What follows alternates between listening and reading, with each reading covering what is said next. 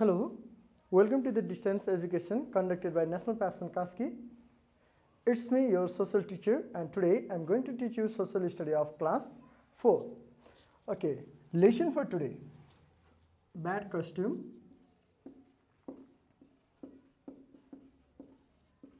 bad customs, and superstitions.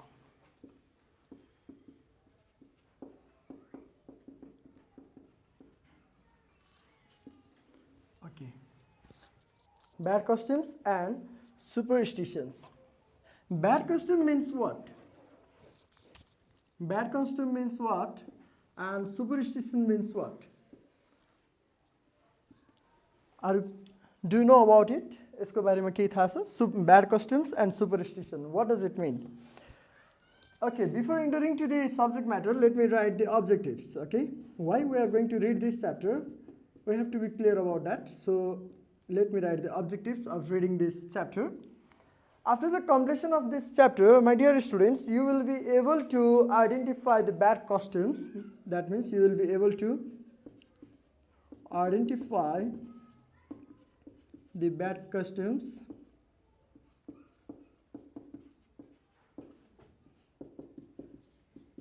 exist in your locality. Okay, one is this. Next one is that you will speak about the ways. You will speak about the ways. About the ways of what? About the ways to avoid them. To avoid them means to avoid the bad custom and to avoid the superstitions. Okay. After the completion of this chapter, you will be able to identify the bad customs exist in your locality. In your locality means the place where you are living. Okay. And next is that you will be able to speak about the ways to avoid them. That means you will be able to avoid these bad customs and these superstitions. You will speak about how to reduce these bad customs and how to reduce these superstitions. You will be able to know about these things after the completion of this chapter. Okay, let's go through your textbook. Rajnaran lives in Siraha district. Okay, we are just having an example. We are having example. हामी यहाँ example को storyहरु हामी पढ्दैछौँ. Rajnaran lives in Siraha district. Last year he took the loan from the bank to run the bakery. Okay, here is Rajnaran. This is just the character, supposed character only. He lives in Siraha district and he took loan from the bank to run the bakery shop. Bakery shop means, I think you are familiar about the bakery shop. Bakery shop means where we can get all kind of different bakery items like cakes, other cookies, okay. He took the loan, mortgaging his home in the bank. Mortgaging means धितो राखेको भनेको. उसले आफ्नो घरलाई चाहिँ धितो राखेको. त्यहाँनिर चाहिँ collateral राख्नुपर्ने हुन्छ हामीले. If you are going to take some loan from the bank, you need collateral or mortgage, okay. तिमीहरूले चाहिँ बैंकबाट लोनहरु लिदैछौ, ऋणहरु लिदैछौ भने धितो राख्नुपर्ने हुन्छ. त्यही भएर उसले चाहिँ आफ्नो घरलाई चाहिँ त्यहाँ धितो राखेको हुन्छ. At the same time, he had to get his daughter married, so he spent all his money to buy dowry for his daughter. Okay, dowry. So he took loan from the bank to run bakery shop. At the same time, he had to marry his daughter. अब उले bakery शप खोल्ने भनेर loan लिएको थियो, तर त्यति नै बेलामा चाहिँ छोरीको विवाह गर्नुपर्ने भयो र उसले चाहिँ सबै पैसा जति केमा स्पेन्ड गर्यो त, he spent all his money to buy dowry. है, त्यो सबै डोरीहरु किन्नको लागि त्यो दाइजो भन्छौं नि हामी, दहेज भन्छौं अथवा दाइजो. यो दाइजो किन्नको लागि चाहिँ सबै पैसा चाहिँ उले के गर्यो त खर्च गर्यो. dowry, like giving dowry means it is the system in which daughter's family they offer lots of different goods, materials. है त. dowry भन्ने बित्तिकै के भयो भन्दाखेरि चाहिँ केटीहरुको घरतर्फबाट केटीको घर परिवारले चाहिँ बिहे गर्ने बेलामा चाहिँ विभिन्न किसिमका बहुमूल्य सामानहरु चाहिँ दिनु भनेको नै dowry हो. जस्तै अब गोल्ड अर्नामेन्ट्सहरुको कुराहरु आउँछ, त्यसपछि बाइक अथवा कारहरुको कुराहरु आउँछ. यहाँ धेरै किसिमका कुराहरु छन्. यो dowry भित्र चाहिँ धेरै कुराहरु पर्छन्. Okay, Later on, he could not repay his loan. The bank auctioned his home and he became homeless. Now, see, after his daughter marriage, he was unable to run bakery shop. है उसले bakery शप खोल्न सकेन. He was unable to run the bakery shop and even he was not able to repay the installment of loan. र उसले अब bakery शप खोल्न नसकेको कारणले गर्दाखेरि चाहिँ अब उसले बैंकको इन्स्टलमेन्ट लोनको इन्स्टलमेन्टलाई पे गर्न सकेन. So the bank auctioned his home. Auctioned भन्छ नि हामीले. अक्सन्ड भनेको चाहिँ के हो त हामीले लिलामी गरेको भनेर बुझिन्छ. नेपालीमा चाहिँ लिलामी भनिन्छ. Auction means a meeting where things are sold to the person who offer the highest money. Auction भन्ने बित्तिकै के भयो त it is the meeting of the person where some goods or some materials are sold to the person who pay the highest money. है auction भनेको चाहिँ के हो त यहाँ चाहिँ ग्रुप मानिसहरूको ग्रुप हुन्छ अनि त्यसमा चाहिँ मान्छेले बोली लगाउने जसले धेरै पैसा पे गर्छ उसलाई चाहिँ त्यो सामान दिने गरिन्छ अक्सन भनेको चाहिँ. Okay, so now the bank auctioned Raj Narayan's house and he became homeless. His son-in-law was very happy to get more dowry, but when he heard that his father-in-law's home was sold by the bank, he felt very ashamed. Now see, Raj Narayan's son-in-law भनेको ज्वाइँ भन्नु खोजेको है अब चाहिँ यहाँनिर. Okay, Raj Narayan son-in-law, he was very happy to get lots of dowry. है ऊ एकदमै त्यो डौरीहरू त्यो दाइजो धेरै पाइयो भनेर ऊ एकदमै खुसी थियो. But when he heard that the bank sold his father-in-law's house as he was unable to pay the installment, त्यो इन्स्टलमेन्ट पे गर्न नसकेको भएर चाहिँ जब राजनारायणको ज्वाइँले चाहिँ त्यो खबर सुन्यो घर बैंकले बिक्री गरिदियो भनेर ऊ त्यति बेला चाहिँ असाइम नराम्रो फिल गर्छ. उसले अलिकति आफूलाई लाज लागेको अथवा चाहिँ आफूलाई चाहिँ शरम लाज लागेको जस्तो खालको फिल चाहिँ उसलाई हुन्छ. Accent means feeling of same भनेको है त. लाज लागेको फिलिङ भावना आउनु भनेको एसेन्ट भनेको. This is the example of bad custom practice in our society. Okay, loan लिनु भनेको चाहिँ ब्याड कस्टम्स होइन है. फेरि त्यो चाहिँ हामीले अब लोन भनेको त लिइराखेको हुन्छ तर त्यसलाई नतिर्नु भनेको चाहिँ ब्याड कस्टम हो. लोन लिएर त्यसलाई इन्स्टलमेन्ट गर्नु पर्छ हामीले. तर यो डाउरी भनेको dowry system is the bad practice bad custom of our society. तर डाउरी सिस्टम भनेको चाहिँ हाम्रो सोसाइटीको लागि चाहिँ के हो त ब्याड कस्टम्स हो. You have to be clear about that है. Okay, there are many other such evil practice prevailing in this different communities. Let's discuss some of them. Okay, evil practice prevailing means what? Prevailing means what?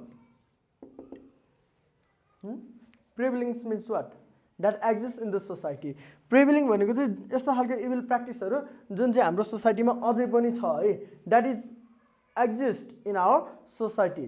अझै पनि छ हाम्रो सोसाइटीमा बसिरहेको छ. त्यो चाहिँ हटेर गइसकेको छैन भनेर चाहिँ बुझ्ने है त. Available everywhere or widespread भनेको प्रिभेलिङ भनेको चाहिँ that is exist in our society or that is practice everywhere in the society है त. सोसाइटीमा जहाँ तहीँ पनि प्र्याक्टिस भइरहेको भनेर बुझिन्छ यो प्रिभेलिङ भनेर चाहिँ. Okay, let me rub it. First one is देउकी प्रथा. There is a custom of offering a girl to the god in hilly region of far western developmental region of Nepal. Nepalko. So Devki Pratha, what does it mean?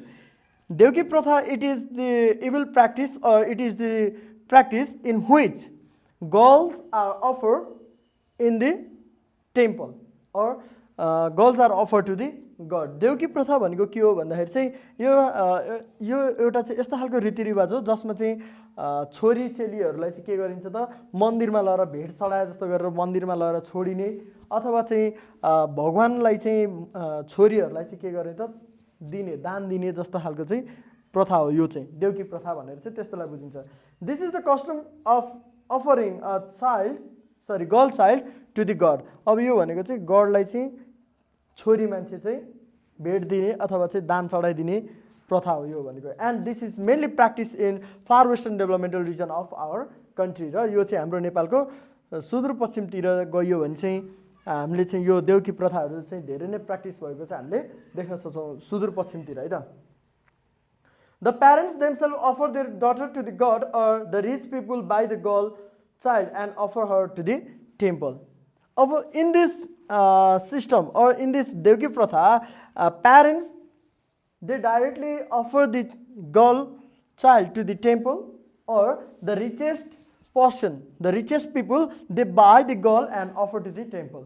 अब यो देउकी प्रथामा चाहिँ के हुँदो रहेछ भन्दाखेरि कि त बाआमाले आफ्नो छोरीलाई चाहिँ जन्मेको छोरीलाई चाहिँ मन्दिरमा लगेर छोडिदिन्छन्, one केस, एउटा केसमा चाहिँ त्यो हुन्छ भने in another case the richest person they by the girl, उनीहरूले अलिकति गरिब मान्छेसँग बच्चा किन्छ र त्यो बच्चालाई चाहिँ फेरि मन्दिरमा लगेर के गर्छ त छोडिदिन्छ, चढाइदिन्छ यो देउकी प्रथामा चाहिँ.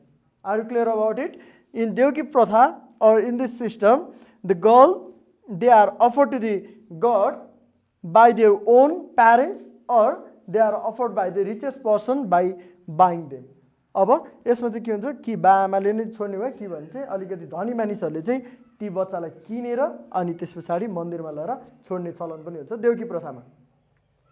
Such girl cannot exercise any of her rights. This custom is called Devki Pratha. And in this Devki Pratha, girl is offered to the god. So, such girl, they cannot exercise any of her right. अब उसले चाहिँ आफ्नो अधिकारहरू कुनै पनि अधिकारहरूलाई चाहिँ उसले utilise गर्न सकिरहेको हुँदैन देउकी प्रथामा.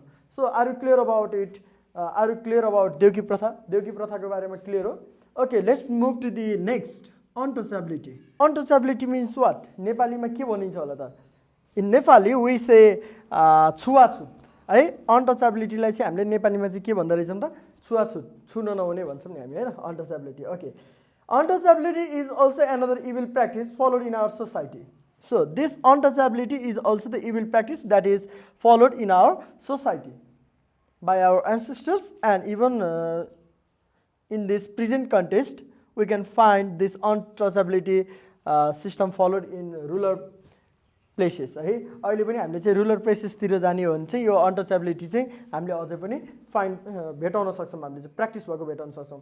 In some places specially in the villages the so called high class people prohibit the low class people from entering their house using public properties like temple wells, public water tap, etc. Okay, now in rural village I already mentioned we can find this untouchability system in the village area. So in the village area we can find that the high class, the so called high class family, they are not letting the lower class people entering to their house and entering to the other public properties like in the temple or using the public tap है. अब यो अनटचेबिलिटीमा चाहिँ के हुन्छ त, हाम्रो गाउँघरतिर चाहिँ आफूहरूलाई एकदमै धनाढ्य एकदमै ठुलो घर परिवारको मानिस सम्झिनेहरूले चाहिँ अनटचेबिलिटीमा के हुन्छ त, आफूभन्दा तल्लो स्तरको अथवा चाहिँ आफूभन्दा सानो स्तरको मानिसहरूलाई चाहिँ के गर्ने त, आफ्नो घरभित्र आउन नदिने.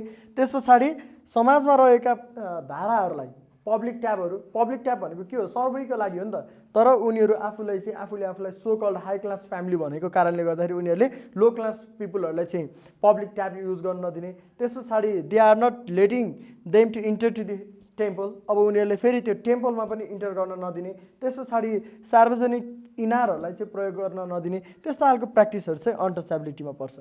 Okay, this means the discriminations between the people on the basis of economic status or on the basis of caste है. यो अनटचेबिलिटीमा चाहिँ के हुन्छ भन्दाखेरि चाहिँ यसमा चाहिँ कास्ट अनुसारले चाहिँ के हुन्छ, डिस्क्रिमिनेसन हुन्छ.